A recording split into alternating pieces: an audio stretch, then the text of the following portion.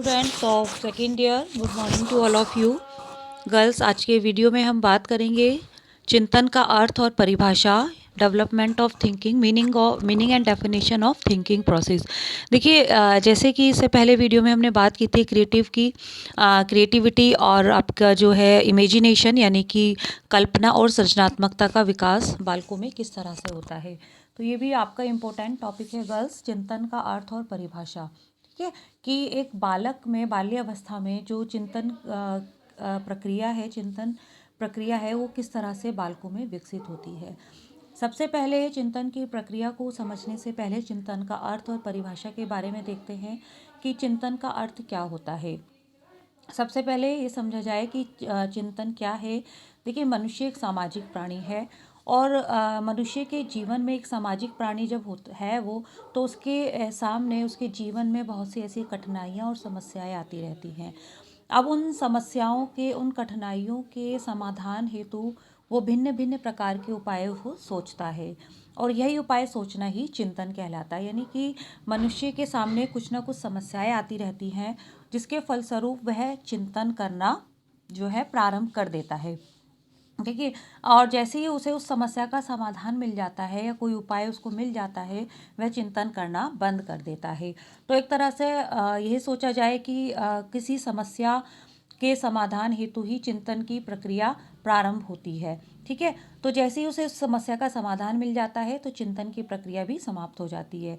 अब ये समझना आवश्यक है कि क्या हमारे सामने जितनी भी परिस्थितियाँ उपस्थित होती हैं या समस्याएं उत्पन्न होती हैं, वो जो है परिस्थितियाँ जो होती है मनुष्य के जीवन में चारों ओर, तो वो क्या समस्याएं उत्पन्न करती हैं? ऐसा नहीं है कि मनुष्य जो है, अगर चिंतन के अर्थ को समझा जाए तो ये नहीं कि समस्याओं के समाधान के लिए ही चिंतन प्रक्रिया होती है।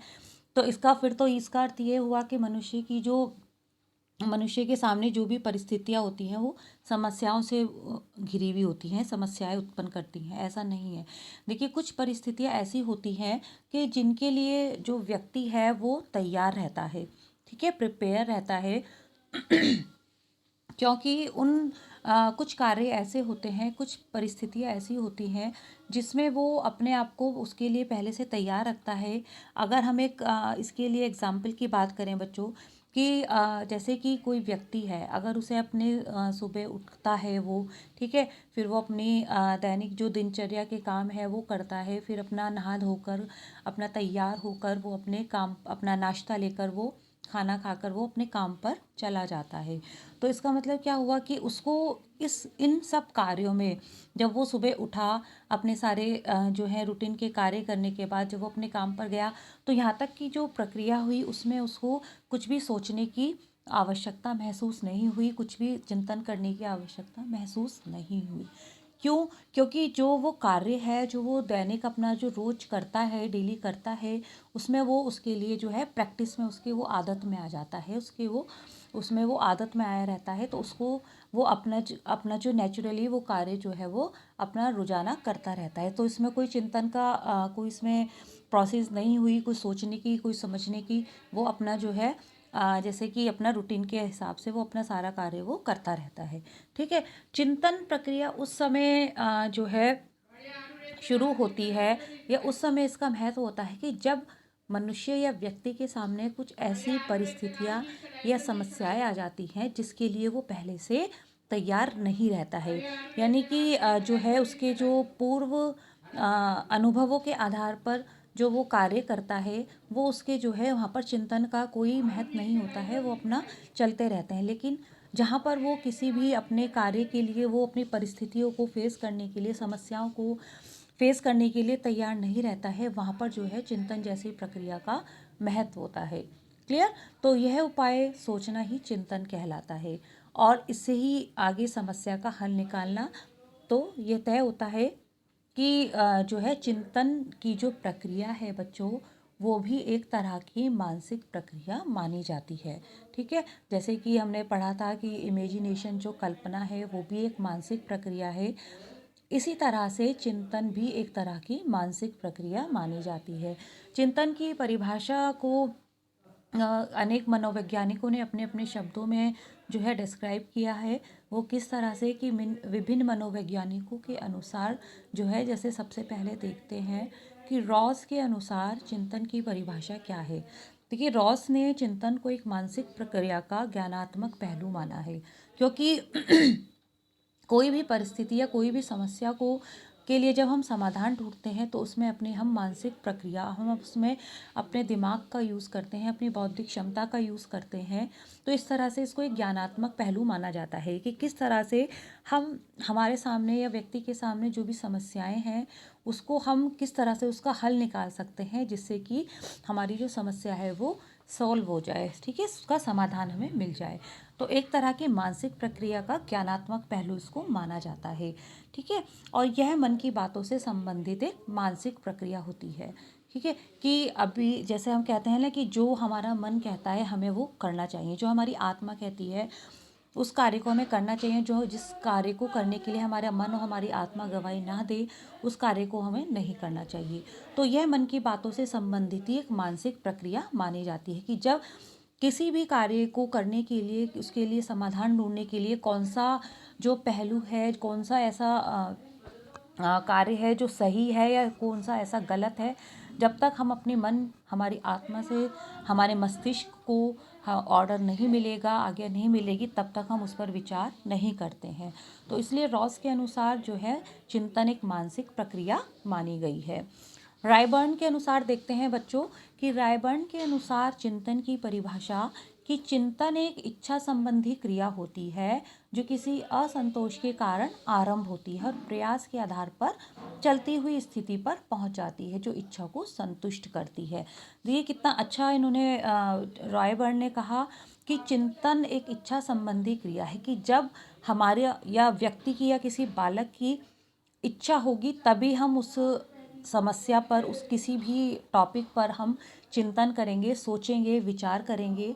और किसी असंतोष के कारण ही आरंभ होती है कि जब व्यक्ति को या बालक को किसी भी क्षेत्र में, किसी भी विषय पर कहीं भी असंतोष होता है, ठीक है, उसको सेटिस्फेक्शन नहीं होता है, एक मानसिक संतुष्टि नहीं होती है, तब व्यक्ति जो है अपनी आत्म संतुष्टि के लिए उस समस्या पर, उस टॉपिक पर, उस विषय पर सोचता है कि कैसे हमें मानसिक संतुष्टि प्राप्त हो। तो उस मानसिक संतुष्टि को प्राप्त करने के लिए, संतोष को प्राप्त करने के लिए चिंतन जैसी प्रक्रिया आरंभ होती है। वैलेंटाइन के अनुसार देखते हैं बच्चों कि वैलेंटाइन ने चिंतन की परिभाषा को किस तरह से परिभाषित किया था।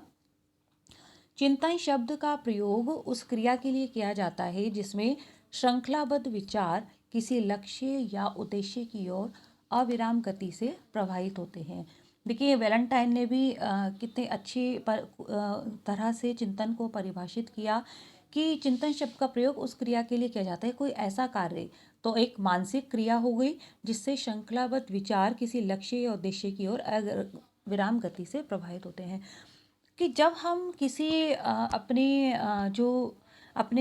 किसी भी लक्ष्य को प्राप्त करने के लिए, अभी हमने ऊपर पढ़ा था कि असंतोष है ना, कि जब हम किसी भी अपने लक्ष्य को प्राप्त करने के लिए या उसमें सेटिस्फेक्शन प्राप्त करने के लिए हम किसी चीज़ को एक स्टेप बाय स्टेप उसको करते हैं, उस पर सोचते हैं। देखिए सोचने के बाद ही उस पर जो है कार्य शुरू होता है। तो हम इम्प्लीमेंटेशन, जब उसको सोचने के बाद उसको हम कार्यान्वित करते हैं तो इससे क्या होता है, किसी लक्ष्य और उद्देश्य की ओर अविराम गति से हम उसमें प्रवाहित होते हैं। तो जब तक व्यक्ति में चिंतन की प्रक्रिया नहीं प्रारंभ होगी तब तक वो काफ़ी हद तक अपने लक्ष्य और उद्देश्य की प्राप्ति भी नहीं कर सकता है, ठीक है। अब सपोज मैंने अभी आपको एक एग्जांपल भी दिया था कि हमारे जो कोई व्यक्ति है अपने सुबह उठकर अपने पूरे कार्य को करके वो अपने काम पर निकलता है, तो इस तरह से वो सारे कार्य करता है तो उसमें उसको सोचने की आवश्यकता नहीं पड़ती है। लेकिन कोई ऐसा कार्य जिसमें हमें जो है संतुष्टि प्राप्त करनी है, ठीक है, हमें उसको एक अपने उसके जो है हमें उसका मूल्यांकन करना है, ठीक है, या हमें सपोज हमें कोई हम अपनी अगर किचन की बात करें, रसोई घर की बात करें, या फिर हम अपनी पढ़ाई से संबंधित कोई भी बात करें, तो हमें कोई भी कार्य करना है, हमें अपना प्रयोगात्मक कार्य करना है, हमें अपने नोट्स प्रिपेयर करने हैं, तो हम उस पर पहले प्लानिंग तो करेंगे ना कि हम पहले अपने कौन से वाले सब्जेक्ट को उठाएं, कौन सी उसकी बुक हम उठाएं और उस पर से सारे नोट्स जो हैं अपने जो है अपनी यूनिट वाइज उसके प्रिपेयर करें।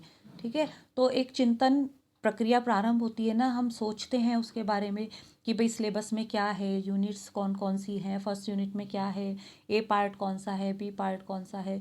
तो उसके लिए हम चिंतन प्रक्रिया करते हैं और जब तक हम अपने पूरे उस सिलेबस को चेक नहीं कर लेते, नोट्स को अपने पूरे बना नहीं लेते, तब तक हम उसमें अविराम गति से उस पर कार्य करते रहते हैं।